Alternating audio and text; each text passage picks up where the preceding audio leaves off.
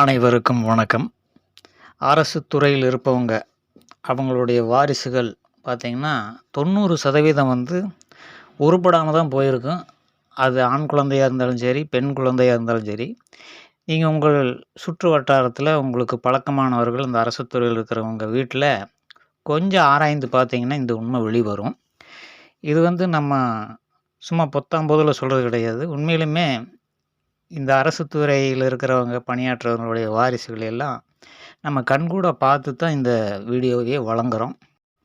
இதற்கு முதல் காரணம் என்னன்னா, இந்த அரசு துறையில இருக்கிறவங்களுடைய மனப்பாங்கு. இது என்னன்னு பார்த்தீங்கன்னா, பெத்த மகனையோ, மகளையோ இவங்க வந்து ஒரு பொருட்டாவே வந்து நினைக்கிறதில்ல. இப்போ குடும்பம்னா எப்படி ஆகிப்போச்சுன்னா, பெருமைக்காகவும் தான் ஒரு ஆம்பளை அப்படிங்கிறதுக்காகவும் 2 குழந்தைகள பெத்துக்க வேண்டியது.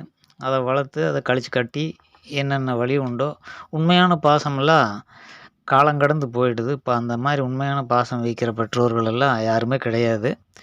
100க்கு 100% அப்படித்தான் இருக்கிறாங்க. ஆனா வெளியில காட்டிக்காம, உள்ளுக்குள்ள இந்த திருட்டு புத்தியோட எல்லா பெற்றோர்களும் இருக்கிறாங்க அப்படிங்கிறத புரிஞ்சுக்கணும். கடைசி காலத்தில தமக்கு உதவியாகவும், நம்ம முடியாம போற காலத்தில உணவு, உடை, இருப்பிடம் இது எல்லாம் வழங்குறதுக்காக தான் ஒரு மகனையோ, மகளையோ பெத்து வளர்த்துறாங்க. காலத்துலலாம் அப்படித்தான் இருந்தது. அது வந்து என்னன்னா, இதுபோல் அரசு துறையில இருக்கிறவங்களுக்கு வந்து பென்ஷன் திட்டம் அப்படின்னு ஒண்ணு இருக்குது. அதுபோக இந்த கையூட்டு வாங்குறதுனால நிறைய காசு கண்ல பார்த்து பார்த்து பழகிறதுனால, மகனை எதிர்பார்த்து வாழக்கூடிய சூழ்நிலை ஒருபோதும் வராது அப்படின்னு நினச்சுக்கிட்டு, இவங்க அந்த குழந்தைகள் மீது எந்த ஒரு அக்கறையும், ஒரு கவனமும் செலுத்துறது கிடையாது. இது எல்லா அரசு துறையில இருக்கிற அனைவருமே இப்படி தான் இருக்கிறாங்க மனப்பாங்கு. இல்ல நான் உண்மையான பாசத்தோட இருக்கிறேன்ட்டு எவனாவது சொன்னான்னா, அவன் பொய் சொல்றான்ட்டு நம்ம 100% முடிவு செஞ்சிரலாம். எப்பவுமே தன் உடல் சார்ந்து தான் எல்லாருமே சுயநலத்தோட தான் இயங்குறாங்க அப்படிங்கிறது புரிஞ்சுக்கணும். தனக்கு வந்து வருமானம் இல்லாம போயிரும் அப்படின்னா, மகன் மேல ஒரு அக்கறை செலுத்தி அப்பவும் ஒரு சுயநலம் தான் காரணமா இருக்கும். அந்த பாசம் செலுத்துவது கூட ஒரு வியாபாரம் போல கொடுத்து வாங்கல் அப்படிங்கிற மாரி தான் இருக்கிறதுனால, இந்த மனித இனமே இப்படி ஒரு இழி புத்தியோட இயங்கிட்டு வர்றதுனால இத தவிர்க்க முடியாது அப்படின்னு சொல்லலாம். இப்படி வந்து பென்ஷன் திட்டம் இருக்கிறதுனால இவங்க குழந்தைகள் மேல எந்த ஒரு அக்கறையும், எதிர்பார்ப்புகளும் பிற்காலத்தில இவங்கள தேவையே இல்ல அப்படிங்கிற ஒரு கர்வத்தில அவங்க எப்படி போனா என்னான்ட்டு விட்டுர்றாங்க. இது அடிப்படை வந்து இதுபோல முறைகேடா வருமானம் வர்றது, அதையெல்லாம் வந்து அழிக்கிறக்குன்னே வந்து கடவுள் வந்து இவனுக்கு ஒரு வாரிச குடுப்பான். இதெல்லாம் வந்து இந்த கடவுள் நம்பிக்கை இல்லைன்னு சொல்றது எதுக்குன்னா, தன்னுடைய மனசாட்சி உறுத்துனா கூட, இந்த தவற நம்ம திரும்ப திரும்ப செய்றது வந்து கடவுள் இல்லைன்னு சொல்லிட்டோம்னா, இந்த தவற தண்டிக்க மாட்டான். நம்புனா தானே தண்டிப்பான்ட்டு பயப்படணும். இப்ப நம்ம கடவுள நம்பாத மாரி நடிச்சோம்னா, அதுலருந்து தப்பிச்சுக்கலாங்கிற ஒரு மனநோயில இருப்பானுங்க. இந்த மாரி கையூட்டு வாங்கி முறைகேடா பணம் சம்பாதிக்கிறவனுங்க, பெரும்பாலும் வந்து மூச்சு திணறல் நோய் வந்து தான் சாவானுங்க. அதெல்லாம் நம்ம கண்கூட பார்க்குறோம். என்னன்னா, அந்த குற்ற உணர்ச்சி எப்போவாவது நம்மள வந்து புடிச்சிருவாங்களோ அப்படிங்கிற ஒரு பயத்திலேயே, அது ஒரு 24 மணி நேரம் ஒரு திருடனுக்கு எப்படி வாழ்க்கை இருக்குமோ, பயந்து பயந்து போலீஸுக்கு பயந்து பயந்து ஒரு சரக்குன்னு ஒரு சவுண்டு கேட்டா கூட பூட் சவுண்ட் மாரி கேட்கும். அந்த மாரி மனநோயில தான் இந்த அரசுல வேலையில இருக்கிறவனுங்கலாம் கடைசி காலத்தில நொந்து நொந்து செத்துருவானுங்க. வெளி பார்வைக்கு வந்து மத்தவங்க பார்க்கும்போது இவன் என்னமோ நிம்மதியா இருக்கிற மாரி தெரியும். அப்படியெல்லாம் இதுக்கு என்ன காரணம்னா, அரசன் அன்று கொல்வான் தெய்வம் நின்று கொல்லும் அப்படிங்கிறது, தெய்வங்கிறது இவங்களுடைய மனசாட்சியே தெய்வமா மாறி இவங்கள பழி வாங்கிரும். இந்த வாரிசுகள் வந்து கண்ணு முன்னால அழிஞ்சு போறத பார்த்து பின்னாடி உட்காந்து அழுதுட்டு இருப்பானுங்க. இருந்தாலும் பென்ஷன் வாங்கி தின்னுட்டு இருப்பானுங்க. சரி, இது வந்து தன்வினை தன்னை சுடும் எப்படிங்கிறத பார்த்துருவோம். அதான் இவர்கள் செய்யக்கூடிய செயல்கள் தான் இவங்கள திருப்பி வந்து தாக்கும். இவங்க பரம்பரையே வந்து அழிச்சிரும் அப்படிங்கிறதுல எந்தவித மாற்று கருத்தும் கிடையாது. ஏன்னா, அந்த விஷயங்களில இவங்க அந்த வயசு வரைக்கும் இருந்து பார்க்க முடியாது. இவர்களுடைய வாரிசுகள அக்கறை இல்லாம, சோம்பேறிகளாவும் எந்த பொறுப்பும் இல்லாம வளர்த்து விட்டுறதுனால, அவங்களுக்கு பிறகு வர்ற ஜெனரேஷன் வந்து உருப்படாம போயிரும். இந்த மாரி அரசு துறையில இருக்கிறவங்களுடைய வாரிசுகள் பின் காலத்தில பார்த்தீங்கன்னா, அந்த இப்ப வம்சமே வந்து அழிஞ்சு போன ஒரு வம்சமா தான் நம்ம பார்க்குறோம். இது கண்கூட தெளிவா இதெல்லாம் பார்க்கணும். நம்ம அக்கம் பக்கத்தில இந்த அரசு துறையில இருக்கிறவனுக்கெல்லாம் மத்தவங்க பழைய குடும்பங்கள பார்க்கணும். அரசு துறையில ஏற்கனவே இருந்த குடும்பம் என்ன கதியில இருக்குது? ஏன் இப்படி ஆச்சுன்னு நல்லா குத்த வச்சு உட்காந்து யோசிக்கணும். அதையெல்லாம் செய்றது கிடையாது. என்னமோ அதிகார போர்வையில உட்காந்துக்கிட்டு அந்த காலத்தில பிரிட்டிஷ்காரன் வந்து இந்தியர்கள வந்து அடிமைப்படுத்தி, கொடுமைப்படுத்தி அந்த நிலத்தையெல்லாம் அபகரிச்சு அதையும் இதையும் பண்ணி அவன் ஒரு சட்டங்களை இயற்றி வச்சிருந்தான். அந்த சட்டத்த வச்சு இன்னைக்கு இந்தியர்கள நம்ம ஆளுகளே நம்ம தமிழ்நாட்ட எடுத்துட்டோம்னா, தமிழர்கள வந்து சீரழிக்கிறது. இப்போ ஒண்ணும் இல்ல. இடப்பதிவு துறைன்னு ஒண்ணு இருக்குது. அதிலேயே எடுத்துட்டீங்கன்னா, ஒருத்தன் வந்து என்ன பண்றான், காலம் பூரா வாடகை வீட்ல இருந்துக்கிட்டு அங்கேயும் இங்கேயும் சட்டி பானைய தூக்கிக்கிட்டு அலைய வேண்டியதா இருக்குதே அப்படின்னு சொல்லிட்டு, ஏதோ சிறுக சிறுக சேமிச்சு ஒரு இடத்த வாங்கி சொந்தமா ஒரு வீடு கட்டிக்கிட்டோம்னா, இத நிரந்தரமா வேலை இங்க இருக்குதே, இந்த இடத்துலயே செட்டில் ஆயிரலான்ட்டு அவன் முயற்சி பண்ணி இத செஞ்சோம்னா, அவ்வளோ சீக்கிரம் அவன் சொந்த வீடு கட்டி அவன் நிம்மதியா இருக்கறக்கு இந்த அரசு துறையில இருக்கிறவனுங்க விடமாட்டானுங்க. இது என்ன காரணம்னா, அந்த பிரிட்டிஷ்காரனுடைய சட்டத்த ஃபாலோ பண்ணி, அதையவே ஃபாலோ பண்ணிட்டு வர்றதுனால, நம்ம மக்கள வந்து நம்மவே வந்து பழி எடுத்து சீரழிச்சு சின்னபின்னப்படுத்தி நாசப்படுத்துறது. எந்த ஒரு அரசு துறையில அதிகாரியா இருக்கிறவனுங்க, அரசு துறையில இருக்கிறவங்களுக்கு ஏதாவது ஒரு சின்ன பொறுப்பு இருக்குதான்ட்டு பாருங்க அப்படின்னா, ஒரு துளி பொறுப்பு கிடையாது. இவர்களெல்லாம் மனித மிருகங்கள் அப்படின்னு சொல்லிறலாம். வேலைக்கு சேருவதற்கு முன்பே 4 காசு சம்பாரிக்கலாம். 4 காசு சம்பாரிக்கலாங்கிற ஒரு இழிவான புத்தியோட தான் இந்த வேலைக்கே வர்றானுங்க அரசு. ஆனா ஆரம்ப காலத்தில சுதந்திரம் அடைஞ்ச காலத்தில கெஞ்சி கெஞ்சி கூப்பிட்டாங்க அரசு வேலைக்கு. வந்து சேவை செய்யுங்க அப்படின்ட்டு. இப்போ வந்து சேவை செய்றக்காக எவனும் வர்றது கிடையாது. எல்லாமே முறைகேடா சம்பாரிச்சு நம்ம வெல் செட்டில் ஆயிரலாம் அப்படின்னு நெனச்சுக்கிட்டு, கடவுள ஏமாத்த முடியுமா இது? படைப்பாற்றல வந்து யாருமே ஏமாற்ற முடியாதுங்கிறது இந்த அடிப்படையில அறிவில்லாதவர்களுக்கு தெரியறதில்ல. இப்ப பிரிட்டிஷ்காரன் போட்ட சட்டத்தில பல ஓட்டைகள் இருக்கும். ஒரு பதிவுத்துறை அப்படின்னா அந்த நிலத்த வாங்கி, அதில பல ஃபார்மாலிட்டீஸ் இருக்கும். ஒண்ணு பட்டா வாங்கணும்பானுங்க, ரெஜிஸ்ட்ரேஷனும்பானுங்க, இப்பல்லாம் வந்து ஆதார் இணைக்கணும்பானுங்க. அதில இதில ஒவ்வொரு பத்திரத்தில ஒவ்வொரு இடம் கிரயமாகும்போது, அந்த பத்திரப்பதிவுல ஒவ்வொரு ஓட்டைய வச்சு விட்டுருவானுங்க.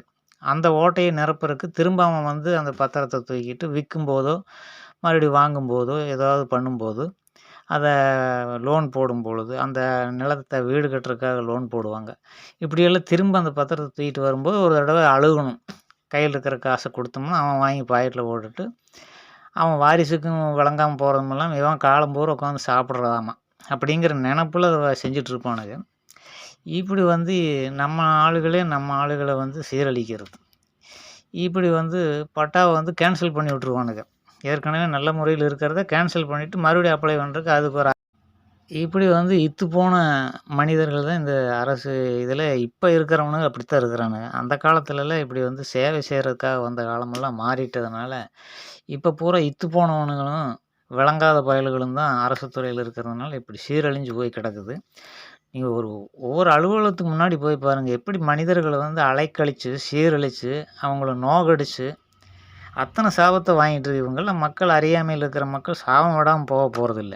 எல்லாருமே சாபமிடுவாங்க. அந்த எண்ணங்கள் பலிக்குங்கிற ஒரு அடிப்படை அறிவு கூட இந்த ரூ. 1500 காசுக்காக பாவத்த சம்பாரிச்சுக்கிட்டு உட்காந்துட்டு இருக்கிறாங்க. இது வந்து நம்ம இந்த கருத்து சொல்றதுக்குன்னு இவனுங்கலாம் திருந்துவானுங்கன்னு எதிர்பார்த்து நம்ம சொல்றதே கிடையாது. ஏன்னா இவனுங்களுக்கு வந்து அடிப்படையில பெற்ற குழந்தைகள மீதே அக்கறை இல்லாத இந்த ஜென்மங்கள் வந்து இத பத்தி எங்க சிந்திக்க போறாங்க? இதெல்லாம் மாறப்போறதில்ல. பொதுமக்களுக்கு வந்து ஒரு ஆறுதலுக்காக தான் இந்த வீடியோவ நம்ம குடுக்குறோம். பிரிட்டிஷ்காரனுடைய சட்டத்த வச்சுட்டு உங்கள எல்லாம் சீரழிக்கணும். அதனால இந்த ஆன்லைன்ல ரூ. 60 குடுத்து ஒரு வில்லங்க சர்டிஃபிகேட் எடுத்தீங்கன்னா, அதில முழுமையா எல்லாம் வந்துரும்னு எல்லாம் நெனச்சு கனவு கண்டுட்டு இருக்க வேண்டாம். இதுக்கு உள்ள ரூ. 1500 கட்டினாலும் அதில எதையாவது மறைச்சு வச்சுருவானுங்க. அந்த அளவுக்கு இழி புத்தி உள்ளவனுங்க தான் இன்னைக்கு அரசு துறையில வேலையில இருக்கிறானுங்க. இதெல்லாம் எங்கேருந்து வந்ததுன்னா, படிப்பறிவே இல்லாம நம்ம வேலைக்கு வந்துரலாங்கிற இந்த வழின்னு சொல்லி கூவி என்னென்னமோ பண்ணி நாட்ட குட்டிச்சுவராக்கி வச்சது நம்ம தானே! அப்ப அதுக்குண்டான தண்டனைய நம்ம தானே அனுபவிக்கணும். பொதுமக்கள் வந்து இத புரிஞ்சுக்கிட்டு அவங்க கேட்கக்கூடிய காச குடுத்துட்டு, "அட பாவி! இதெல்லாம் பாவ காசுடா. இது எப்படி போகணும்னு தெரியாம இப்படி வாங்கிட்டு இருக்கிறேன்னு" மனசுக்குள்ள நெனச்சுட்டு உங்க காரியத்த சாதிச்சுட்டு போயிட்டே இருக்க வேண்டியது. வேற என்ன பண்ண முடியும்? இவனுங்களெல்லாம் திருத்த முடியுமான்னா, அது முடியாது. நம்மளும் திருந்தறக்கு விட முடியாது. நமக்கு வந்து ஒரு வீடு கட்டணும்னா லோன் வாங்கணும், ஏதாவது பண்ணணும். பேங்க்ல போனோம்னா, அரசு துறை பேங்க்ல அத விட அந்த அரசு துறை சார்ந்த விஷயங்கள் எல்லாமே இப்படி தான் இருக்கிறதுனால, ஒரு மனிதனை வந்து பிரிட்டிஷ்காரன் வந்து அடிமைப்படுத்தி வைக்கிறதுக்காக இயற்றிய சட்டங்கள வச்சுக்கிட்டு இன்னைக்கு நம்மள நாமே அடிமைப்படுத்திக்கிட்டு முட்டாள்தனமா அந்த சட்டங்கள வந்து எவனோ ஒருத்தன் அண்ணல் ஒருத்தன் இயற்றினான்னு போட்டு கூவிட்டு திரியிறானுங்க. அவன் ஒரு அடிப்படை அறிவுள்ளவனா இருந்தா இந்த சட்டத்தை எல்லாம் வந்து திரும்ப வந்து வச்சிருப்பானா அப்படின்னா, கண்டிப்பா புது சட்டங்கள தான் நம்ம உருவாக்கணும். எளிமையா இருக்கணும். ஒரு பதிவு செய்யணும்னா எளிமையா இருந்ததுனா தான் மக்களுக்கு வந்து நன்மை தரும். வந்தான்னா அவன் மனசு நோகாம, அலைச்சல் இல்லாம ஒரு காரியத்த செஞ்சுட்டு போகணும். அரசு துறைக்கு வந்தா. அலுவலகங்களுக்கு வந்து தன்னுடைய பணி காரணமா வந்து சட்டங்கள் வந்து எளிமைப்படுத்தணும். இப்படி வந்து வேலையில் இருக்கிறவங்களுக்கு லஞ்சம் வாங்குறதுக்காகவும், கையூட்டு வாங்கி நாசமா போறதுக்காக சட்டங்கள வச்சுக்கிட்டு, அத தொடர்ந்து செயல்படுத்திட்டு வரக்கூடாதுங்கிறது தான் நம்முடைய கருத்து. இதில அரசியல் இருக்கிறவனுங்க அவனுங்களும் யோக்கியம் கிடையாது. ஒவ்வொரு கட்சியும் மாறி மாறி வருது. எல்லாம் முள்ள மாரிகளா இருக்கிறானுங்க. அப்புறம் எங்கே போய் இது நாடு வந்து மாறப்போகுது. அதனால் மனிதகுலம் இருக்கும் வரை தமிழ்நாட்டை பொறுத்த வரைக்கும் இத்துப்போன தமிழ் இனமாக இருக்கிறதுனால இது காலகாலத்துக்கு மாற போகிறதில்ல. ஜீன்லேயே இருக்குது இழிந்த புத்தி. நம்ம தமிழ் இனமே வந்து இழிந்த புத்தியுள்ள ஒரு இனம் அப்படிங்கிறத நம்ம மீண்டும் உலகத்தில் ஒரு செம்மொழிங்கிறோம், முன் தோன்றி மூத்த குடிங்கிறோம். அப்போ உலகத்தில் எல்லாரும் செய்கிற அயோக்கியத்தனங்களையும் சில்லறத்தனங்களையும் நம்ம செய்யக்கூடாதுல்ல. ஏன் நம்ம வந்து உயர்ந்த தமிழினமாக ஏன் மாறக்கூடாதா? குடிச்சிட்டு குப்புறப்படுத்து கிடக்குறானுங்க. எல்லாம் திருட்டு புத்தி, செயல்கள் அனைத்தும் இழிந்த செயல்களாக செய்கிறானுங்க. கேட்டால் மூத்த தமிழ், எங்கள் தமிழ் உயர்ந்தது அப்படின்னு நம்ம சொல்லிக்கிறோம். இது வந்து கேனத்தனமா இல்லையான்றது என்னுடைய கேள்வியாக இருக்குது. அதனால் இனிமேல் எல்லாம் பெருமை அடிச்செல்லாம் வந்து இந்த அயோக்கியத்தனங்களையும் சில்லறத்தனங்களையும் வந்து மறைக்கக்கூடாது. உண்மையிலுமே ஒரு உயர்ந்த இனமாக தமிழ் இனத்தை உயர்த்தணும். நான் சொல்கிற மாதிரி எல்லாமே மாறணும். டோட்டலாக மாறினா தானே வந்து உலகத்திலே இந்த இனம் தான்டா சிறந்த இனம்ன்ட்டு ஏன் நல்ல ஒரு இனமாக வாழ்ந்து பேர் எடுக்க முடியாதா? அதுக்கு எந்த முயற்சியும் அவனும் செய்கிற மாதிரி இல்லை. சும்மா குலப்பெருமையும் பழைய இல்லாத திருட்டு வரலாற்று கதைகளையும் சொல்லி சொல்லி இப்போ கூட எங்கேயோ வந்து சிகை கொற்றன் அப்படின்னு எங்கேயோ எழுதியிருக்குதுன்னு போட்டு உருட்டிட்டு திரியிறானுங்க. டிவி எடுத்தால் அதுதான், யூடியூப் எடுத்தால் அதுதான், அத்தனையும் வந்து புரட்டு.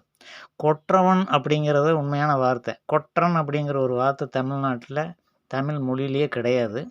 கொற்றவன்னா அரசன், சிகை கொற்றவன். இது வந்து பின்னாடி போனவன் எவனோ இந்த வரலாற்று ஆராய்ச்சியாளர்கள் தமிழ் மொழியை தூக்கி பிடிக்கிறதுக்காக ஒரு புரட்டு வரலாற்றை இல்லாத ஒரு வரலாற்றை உருவாக்கிட்டு வர்றாங்க. வரலாறு என்பது உண்மையானதாக இருக்கணும். ஆனால் தமிழ்நாட்டில் இருக்கிற வரலாறுகள் 99% உருவாக்கப்பட்ட கட்டுக்கதைகள் நிறைந்த உருவாக்கப்பட்ட வரலாறாக தான் இருக்குது. அதனால் வரலாறு பக்கம் படித்தோம்னாலும் நமக்கு தலை வலிக்குது. அந்தளவுக்கு பொய்யை புழுகி வச்சுருக்கிறானுங்க. பூரா எதுக்காக இப்படி வந்து ஒரு இழி குலத்தில் பிறந்துட்டோம்னா, ஆமாண்டா இழி குலத்தில் தான் நான் பிறந்தேன்னு சொல்கிறதுக்கு என்ன இருக்குது? அதை வந்து இல்லை நாங்கள் உயர்ந்த குலம்னு சொல்லி பொய்யை சொல்லி சொல்லி 2000 வருஷத்துக்கு முன்னாடி வரி வடிவமே இல்லாமல் அப்போ திருக்குறள் யாருக்காக எழுதுனா? 1901ஆம் ஆண்டுலேயே வந்து படித்தவர்களுடைய எண்ணிக்கை 6% தான்ட்டு பிரிட்டிஷ் ஆவணம் சொல்லுது. அப்போ 2000 வருஷத்துக்கு முன்னால் எத்தனை பேர் இருந்திருப்பானுங்க? அப்போ திருவள்ளுவர் எழுதுனது யாருக்காக, எவன் படிக்கிறதுக்காக எழுதுனா அப்படின்னு ஒரு கேள்வி வரணும்ல. இப்படி வரலாறும் பொய், இப்படி அரசாங்கத்தில் இருக்கிறவங்களும் பொய், மக்களும் பொய், இப்படி இருந்து வச்சுக்கிட்டு நம்ம தமிழ் இனத்தை எப்படி உயர்த்துறதுன்ட்டு கொஞ்சம் சிந்திக்கணும். அதனால் அரசு துறையில் இருக்கிற இந்த பண்ணாடைகள்லாம் கொஞ்சம் யோசித்து பார்க்கணும். உங்கள் வாரிசுகளையெல்லாம் நினச்சி பார்த்து இனிமேலாவது மாறிக்கிங்க அப்படின்ட்டு நான் சொல்லி கேட்டுக்கிறேன். நன்றி.